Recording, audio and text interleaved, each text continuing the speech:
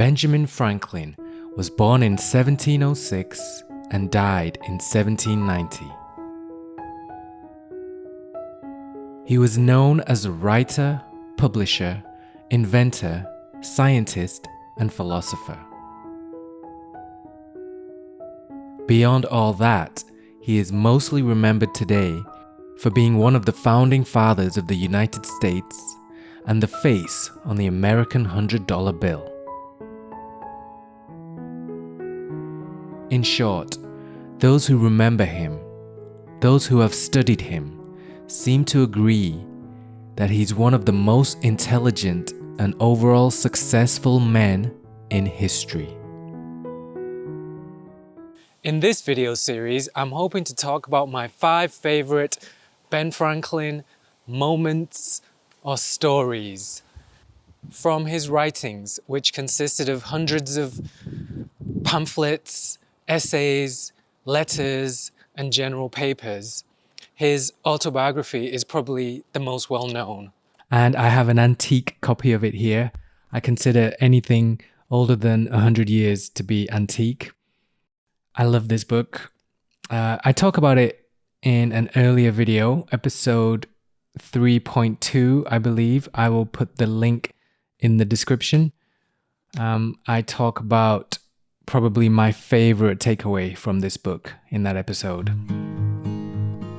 Now for my 5 favorite Ben Franklin stories.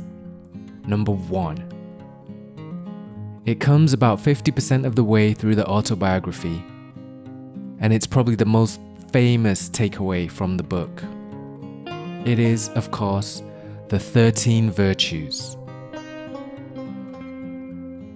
Here's how Ben describes his journey to identifying these virtues, explaining first why the virtues and then what the virtues are.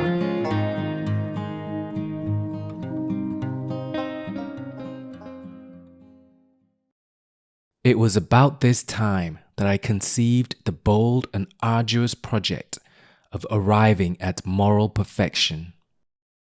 I wished to live without committing any fault at any time. I would conquer all that either natural inclination, custom, or company might lead me to. I would conquer everything that natural phenomena might lead me to. I would take control of nature. As I knew, or thought I knew, what was right and wrong, I did not see why I might not always do the one and avoid the other. As I know, or think I know, what's right and what's wrong, why wouldn't I always do what's right? But I soon found I had undertaken a task of more difficulty than I had imagined. While my care was employed in guarding against one fault, I was often surprised by another. Habit took the advantage of inattention. Inclination was sometimes too strong for reason.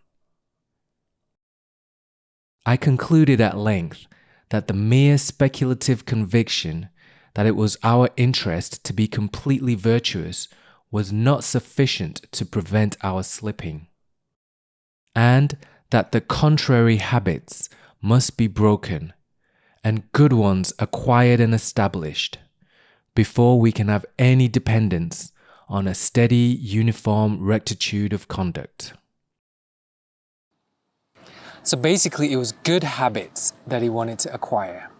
For this purpose, I therefore contrived the following method. I proposed to myself, for the sake of clearness, to use names with fewer ideas annexed to each. And I included under the 13 names of virtues all that at the time occurred to me as necessary or desirable, and annexed to each a short precept which fully expressed the extent I gave to its meaning. So these were the 13 virtues or good habits as identified by one of the most intelligent and successful people that ever lived. He started trying to acquire them as a young man, and he spent all his life trying to acquire them.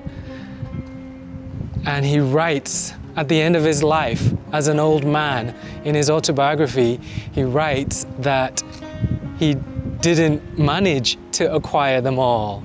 And what we can learn from the benefit of being able to see his life as a whole is that just attempting, just trying to acquire these habits resulted in this man's life. These names of virtues with their precepts were temperance, eat not to dullness, drink not to elevation. Silence, speak not but what may benefit others or yourself. Avoid trifling conversation.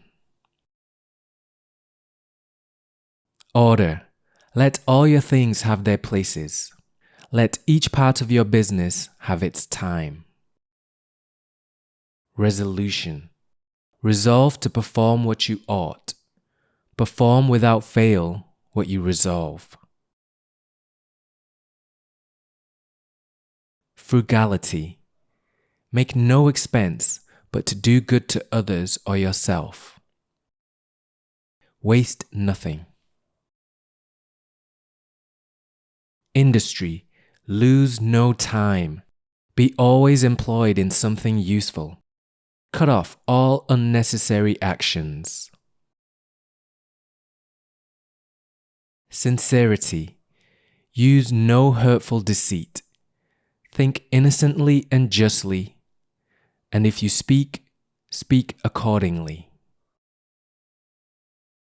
Justice, wrong none by doing injuries or omitting the benefits that are your duty. Moderation, avoid extremes.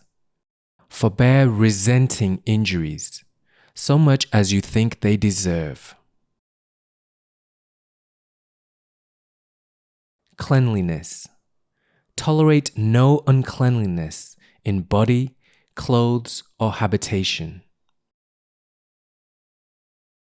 Tranquility, be not disturbed at trifles, or at accidents common or unavoidable. Chastity, rarely use venery, but for health or offspring. Never to dullness, weakness, or the injury of your own or another's peace or reputation. Humility, imitate Jesus and Socrates.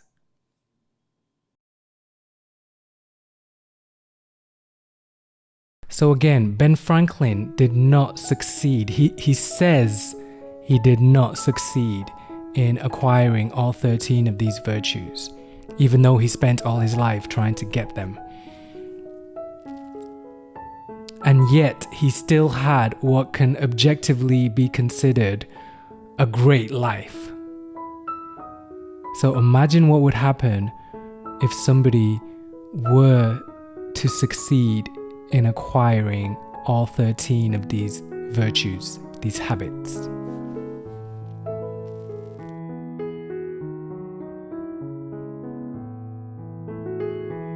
This was number 1 of my 5 favorite Ben Franklin stories.